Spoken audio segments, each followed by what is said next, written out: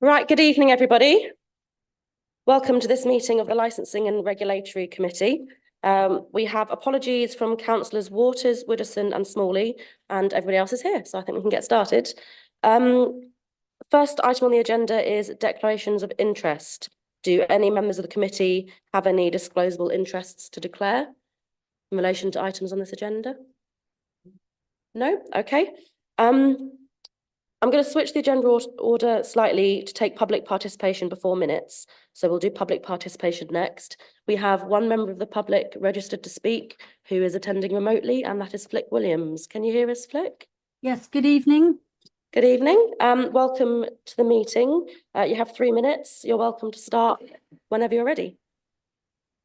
Elected members, I'm pleased to read in this report that the council has received double the expressions of interest than the vacant Hackney carriage licences. However, if I understand it correctly, with only one of those expressions of interest having been converted into a vehicle on the road so far, coupled with a further licence handed back and becoming available, the net improvement since this committee last met in October last year is zero. Now, I'm not pretending that any of this is easy, and due credit goes to the licensing officer who has got us this far. But honestly, none of the people at this table are those whose lives are directly affected by the inability to get a wheelchair accessible taxi, with the restrictions to living your lives that not being able to get one or to book one in advance entails. I would remind you of Peter, who came to speak at your last meeting, like me, a visually impaired wheelchair user whose options are extremely restricted and limited. Since the last meeting, I became aware of an older wheelchair using lady who was unable to attend a funeral because of her inability to get an accessible taxi. That's not being unable to get to the supermarket, which is bad enough. That's being excluded from an important life event. And let's not forget, on top of the already unmet demand, there is now even more since the demise of Dial-A-Ride at last year's end. For those who can afford it, taxis are now the only option, for whilst York Wheels provides an excellent service, it only works for people like my mother, who is still able, just, to transfer out of her wheelchair, which folds for carriage in the boot of a vehicle. To quote from the taxi and private hire vehicle licensing best practice guidance that your report helpfully references, in our view, an inclusive service accessible to disabled people is one where there is sufficient vehicles meeting disabled people's access needs to allow them to travel as easily between the same locations and at the same times as non-disabled people, end quote. We are still some considerable way away from achieving that, or from meeting the goal in the council plan for sustainable accessible transport for all. Too much time has elapsed between June 2022, when this committee first received the report detailing the unmet demand identified, and now, when we wait for the rubber to hit the road, so to speak. In March, we are promised. I urge you to do everything in your power to ensure there are no further delays and to move quickly down the list of expressions of interest if there are further dropouts. Only when all are on the road can we begin to measure and assess what effect the new licences will have on unmet demand and formulate a plan if more still needs to be done. Thank you. Thank you, Flick Williams, for taking the time to come and speak to us and to make all those points. We'll take them into account when we reach that agenda item later in this meeting. So the next item on the agenda is the approval of minutes from the last meeting on the 11th of October, which we have on page 3 of our papers. Is everyone happy to approve those as a correct record? Okay, excellent. Thank you very much. Then the next agenda item is agenda item 4, renewal of a sex establishment licence for Ziggy's. So Leslie Cook, can you introduce yourself and then introduce the report, please? Thank you. Thank you, Chair. Leslie Cook, I'm the licensing manager for the council. This is a straightforward renewal of the sexual establishment licence in respect of Ziggy's Club 55, 53 to 55 Micklegate, York. A copy of the application for the renewal can be found at Annex 1 of the report.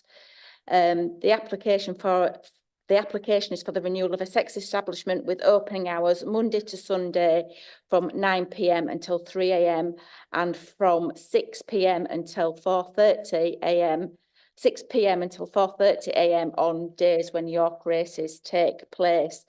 A copy of the licence to be renewed can be found at Annex 2. This premises is also licensed under the Licensing Act 2003, and a copy of the premises licence can be found at Annex 3. This authority has adopted the provisions of the Local Government Miscellaneous Provisions Act as amended with regards to sex establishment licensing, and we have published a sex establishment licensing policy which is available on the Council's website. A copy of the City of York Council Standard Conditions for Sexual Entertainment Venues is attached at Annex 4. The applicant did carry out the consultation process as required, and there have been no objections received with regards to this application. A map showing the general location of the premises is attached at Annex 5. The mandatory grounds for refusal can be found on page 10 at point 16, and I can let members know that there are no mandatory grounds in refusing this application. The discretionary grounds for refusal can be found at again on page 10 at section 18. Members do have to consider the locality of the premises with regards to determine this application. Through the sex establishment policy, we have determined of the relevant locality, and that can be found at Annex 6 of the report. At present, we do only have one licensed sex establishment in York, being this particular premises, which offers lap dancing. The members have the following options when making your decision. Option 1, grant the renewal of the licence as requested. Option 2, renew the licence with modified additional conditions imposed by this committee. Option 4, refuse the application to renew on the ground. I will start that again. Refuse the application to renew on one or more of the discretionary grounds within paragraph 12, schedule 3 of the Local Government Miscellaneous Provisions Act as amended. That's a very, very quick overview of the report, Chair. Thank you very much. Does anybody have any questions about the application before we move into debate? No? In that case, anybody have anything to debate, or would anybody like to propose any of the options on page 11? Councillor Mason? Yeah, I think this is a standard thing we do every year. Happy to move to propose option 1. Thank you very much. Would anybody like to second that? Councillor Clark? Okay. Anybody want to discuss or debate or comment on that? Okay, we'll move straight to the vote then. All those. Oh, sorry, Councillor Kilbane. Sorry, Chair, I am a little bit slow. I take it from the report and all that's been said is that we essentially have no choice but to approve this licence. Is that right? Members do have you can take into consideration the discretionary grounds for refusal of the application if members think that there's been a change with regards to the relevant locality of the premises. Councillor Rose? Okay, Councillor Kilbane and then Councillor Rose.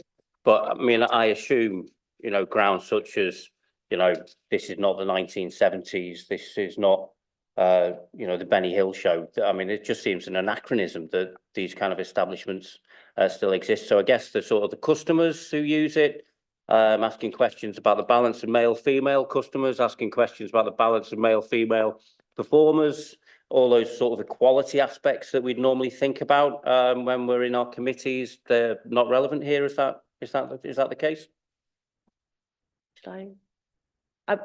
We have to make this decision based on our policies. We have to look at our policies that we have and whether this application fits with those policies. And if we feel that our council policies aren't up to date as up to date as they should be, or still as appropriate to our council plan or city's culture, then maybe we need to review the policy. which is up to members of this committee. But right now we have to assess this application against the policy as it is. Does that seem fair, Leslie? Yeah. Yeah. Thanks, Councillor Kilbane. So, sorry, yeah, because it's the first time that I've been asked to license a strip club, so it's a learning experience for me. So are you saying that the potential grounds for refusal of this application are that if the policies of the council say that the council won't have any of these establishments in its area, is that within the powers of a local authority? As a council, through our policy, we can determine that we have a nil figure with regards to such establishments, yes. But within our policy, we have determined that we will allow 2. Okay. Councillor Rose? Yeah, I guess just to clarify, in case anybody hasn't read through the papers who's watching this, there's a section of mandatory grounds on page 10, number 16, that has already been ruled out as there aren't any. And the discretionary grounds are, there's one that's the applicant is unsuitable for various reasons, that's not applicable. There's one that is, if the license were to be granted, it would be for the benefit of someone who would be impacted, which is also not applicable. And we've already determined C and D previously as being completely acceptable, and there's been no change to those circumstances. So that's why I have no objection whatsoever and support option 1, just for that clarity, if that makes sense. Can't see more hands, so should we move to the vote? Can I see hands of all those in favour of granting renewal of the licence as requested? Okay, any against? And any abstentions? Okay. And outside of this meeting, we can come back to looking at whether we want to renew the statement of licensing policy for sex establishments, if that's what members would like. Okay. So that is granted. The next agenda item is agenda item 5, taxi licensing update report. So I'm going to ask Dave if you could introduce yourself and then introduce the report, please. Yeah. We were going to break this down into 2. Yes, good afternoon, Chair. Good evening, Council, should I say. This report is to advise members. My name is Dave Cowley, sorry, taxi licensing manager. This report's to advise members of the current situation relating to the new Hackney carriage vehicle licence allocations, and also to update members on the current situation in relation to the taxi licensing policy. A report was presented to committee on the 10th of October 2023 in relation to the current situation from the unmet demand survey relating to a number of Hackney carriage vehicle licenses that we're intending to issue. The report also asked members to instruct officers in relation to a current waiting list that we had of about 190 applicants. Officers undertook the instructions from members and contacted everybody on the waiting list, which resulted in 22 positive expressions of interest relating to the vehicle licenses. The 10 highest placed people on the waiting list have been invited to apply for a Hackney carriage vehicle licence. A further licence has become available, which has been offered as part of this process as well. That makes the total now at 11. To date, 1 vehicle has been licensed and is on the road. We have 1 further vehicle that is currently in process of being licensed, and we're waiting for other applicants to provide us information by the end of this week. Hopefully by the end of March, or the beginning of March the 8th, we should have all the vehicles on the road. Okay. Yeah, you happy to pause there? Yeah. So we can have any questions or discussions just on that part of the report, and then we'll come back to the rest of the report, which is about taxi licensing policy. Is that all right? Yeah, Councillor Rose? Yes, I think it's a really good report, thank you, and it's good that we did have more than 1 or 2 of the remaining people come back and say they were interested. Just to echo everything that we had said in public participation, it's been a slow journey to get to this point. We've got 1 extra vehicle of this type. I don't know what the one we've lost is, but it might not be directly comparable. But it's very slow moving, and I think we probably should be trying to look at increasing above that 10, 11 if we're able to within existing policy. And I don't know what the number is of that cap, but if we could make direct offers to the 22, that would be my strong preference. Everyone else on that list being paused whilst, as Flick said, we wait to see what the impact of these extra vehicles on the road is and whether we still have great unmet need after that point. The reality is there will be other people who drop off, and it takes a long time to get people in there. So that's where I stand on it. But good report, thanks. So this agenda item in this report has been published as being just for information. So I wouldn't be comfortable with us making a decision that hasn't been advertised, you know, as it should be with 5 clear working days notice. But when is the next assessment of unmet demand, the next unmet demand survey? So that's later this year anyway, so we can come back to that in the not too distant future of if we should be releasing more than the current 11. Councillor Rose? My memory, without checking the minutes, was that we asked it to come back so that if we didn't have the numbers we needed, we were able to make a very clear and decisive decision here anyway. So I think the intention was always for us to make a decision here, and if the decision is things are still ticking, let's wait, that's fine by me. But I don't think that we necessarily should be prohibited from making a decision here if there is something that we think we should do, but I'll defer to the powers that be on that.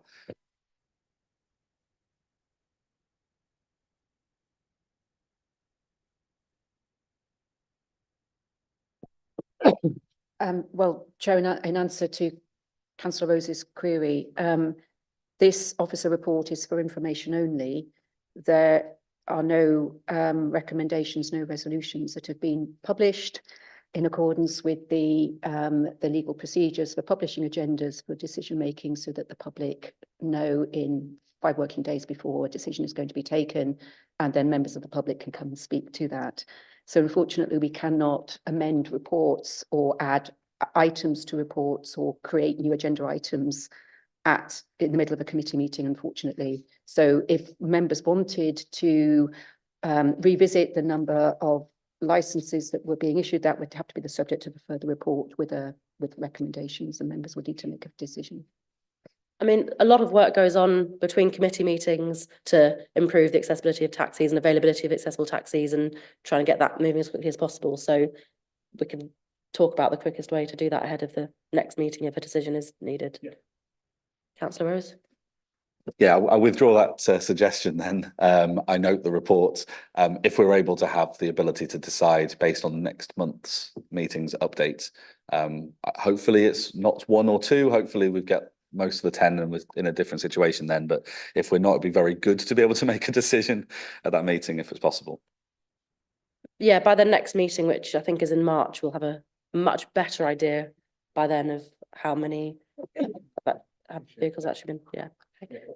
Any other questions or comments on this section of the report about Hackney carriage licence applications? Councillor Nichols? So are we saying we've got to wait till March, find out that nobody else has applied, and then ask another lot to apply and wait another 3 months? Or can we say to somebody, if you feel like it, put an application in, we're not saying you're going to approve it? Because just, I pick up Councillor Rose's points, the pace is slow because we keep waiting for people to say no before we ask somebody else to say maybe. I mean, can the officers make a decision to ask people to apply, even though they're not a space for them? Yeah, the 11 applications at the moment have been offered out to individuals on that waiting list. So the 22 that have applied or provided an expression of interest, the top 11 at the moment have been offered a licence. They have a deadline that was set by councillors on the last meeting to come back to us within a month to say that they've acquired a vehicle. That deadline ends at the end of this week. If anybody withdraws the offer or declines the offer, should I say, the council would then issue it to the next person on the list. So hopefully by the beginning of March, we should have all of those 11 licenses issued to people that would be on the list. Councillor Kilbane? I just think it would be remiss of nobody on the committee to say well done. You know, great bit of work. We've got it going. We've got it moving from the position that we were in at the previous meeting. This is a hell of an improvement. So congratulations. Let's keep on going. Okay, I can't see any more hands. So can you please present the next part of the report about taxi licensing policy, please? Thank you. The council's taxi licensing policy was initially published in January 2017 and was reviewed in 2019. A report was brought before members in February 2021 regards the department's statutory taxi and private hire vehicle standards, which is classed as the standards. That was published in July 2020. The main focus of the standards was the protection of children, vulnerable adults, and how all passengers have the benefits from the standards.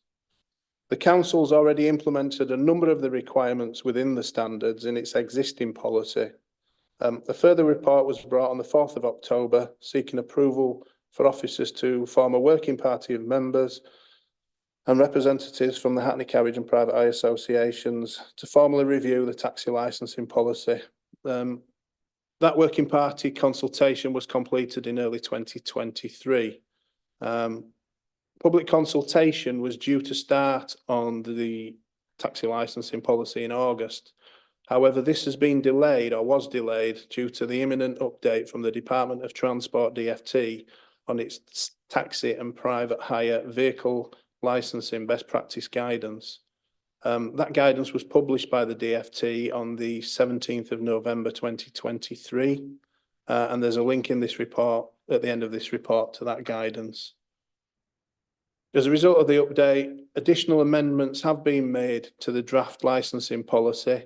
This has now been sent out to an external specialist for licensing council for review prior to public consultation, which will now be undertaken in early 2024. Along with that and the DFT guidance, there's been a number of things that we have implemented from that guidance in relation to disabled wheelchair accessible vehicles. We've updated our website to provide further information for disabled taxi passengers in relation to the guidance that has been given from the DFT. So there's a brand new web section of our website that's been updated to give that guidance. We've also updated a list of all our wheelchair accessible vehicles, which has been linked to either an operator or an association, so that members of the public have got information there, which vehicle is allocated to which operator, and then that vehicle, if available, can be booked through that operator. And all that's been provided on our website. We've also started undertaking meetings with each individual company that offers the services of a wheelchair accessible vehicle to look at any issues that they have relating to the feedback from disabled passengers about booking a wheelchair vehicle in or an accessible vehicle in advance. And that's currently taking place with our access officer for the council. And that's going to be continuing over the next 2 or 3 months. Are there any questions about this section of the report? Or comments or points of discussion? Councillor Kilbane? Just saying, Chair, the links aren't working in the document. The report is also available online, Councillor Kilbane. Sorry, Anything else? yeah, the more serious point would be, Go ahead. it might be useful to have a copy for circulation to the committee.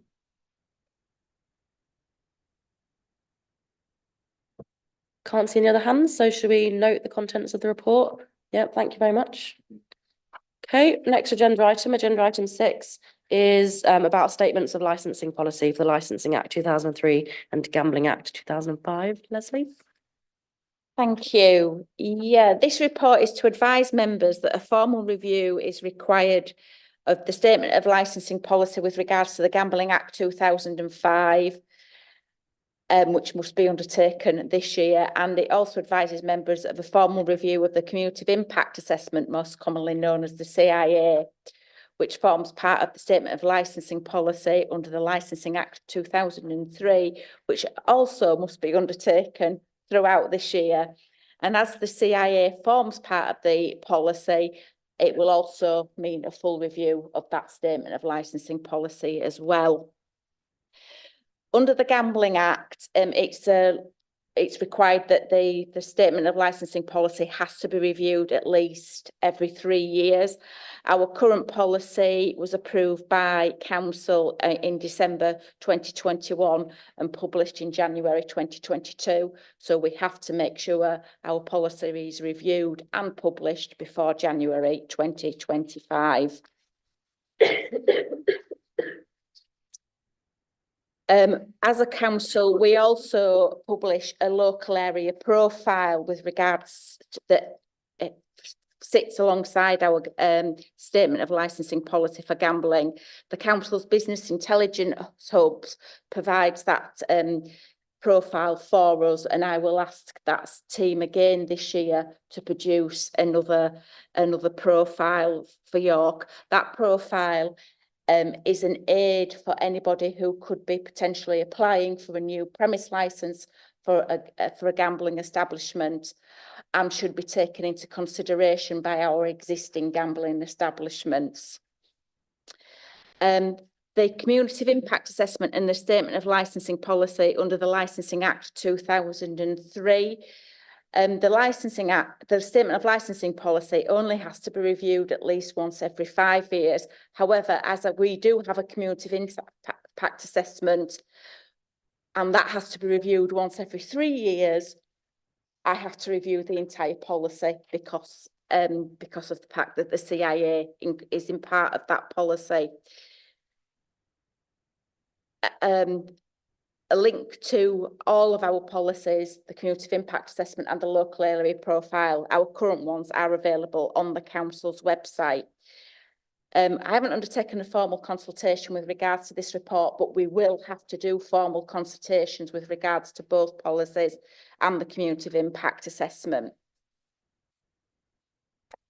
The purpose of this report is to ask members, do you want to form working groups with regards to both policies? And I have put a proposed timetable with regards to the review of both policies within Annex 1 of the report.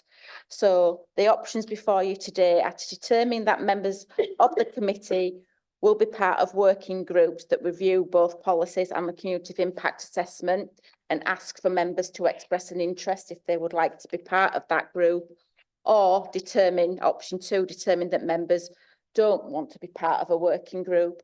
The working group will consist of, or I will invite members of all of the responsible authorities under both pieces of legislation to be part of that working group.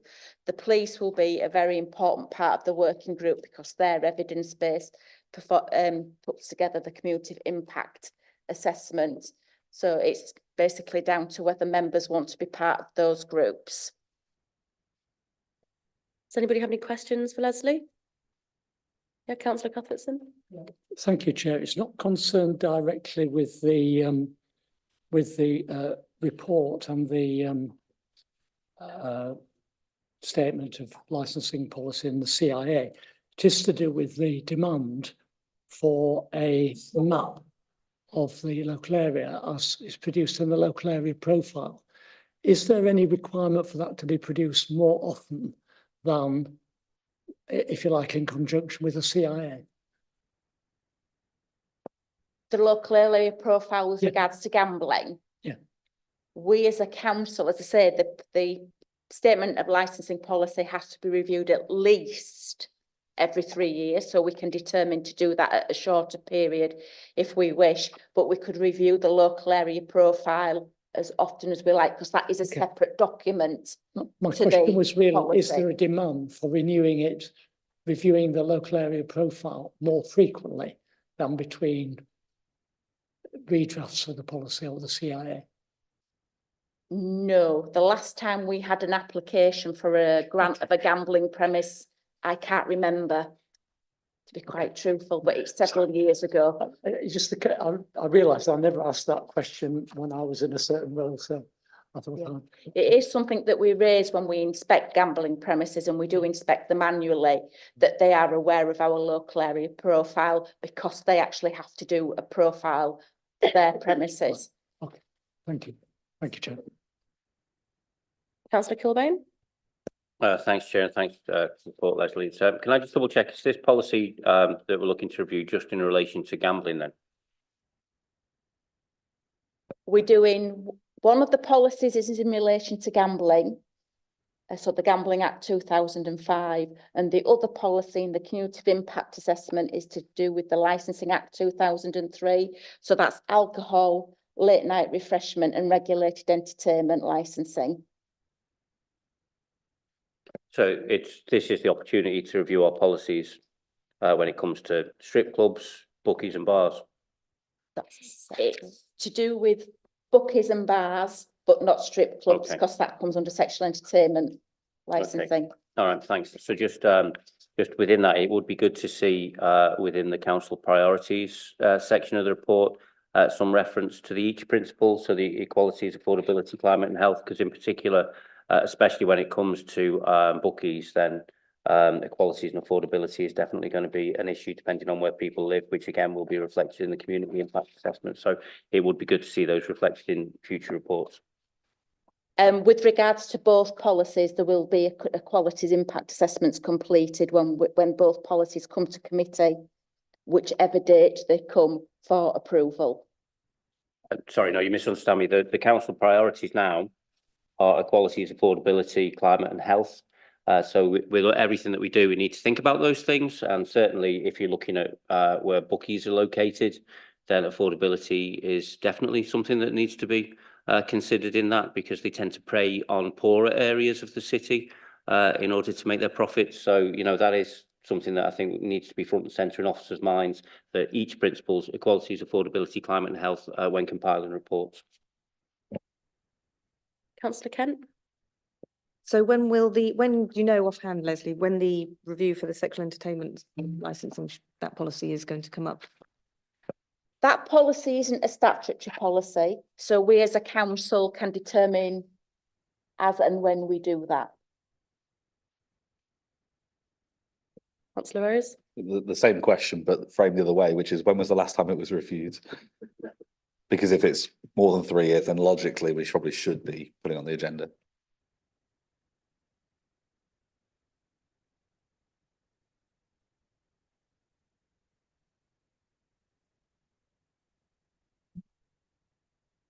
Twenty 2017. Okay. Any other questions, or should we move on to discussing our options? Councillor Kent? So I realise this isn't on the agenda, but is it possible, given that we're saying we're going to do a review, can we add a review of the sexual entertainment policy at the same time as doing the other 2 reviews now? The 2 statutory reviews are going to be a lot of work, and I have to legally, the council legally has to do these 2 reviews. So if you can let me get these 2 reviews done, and then we can look at the sex establishment.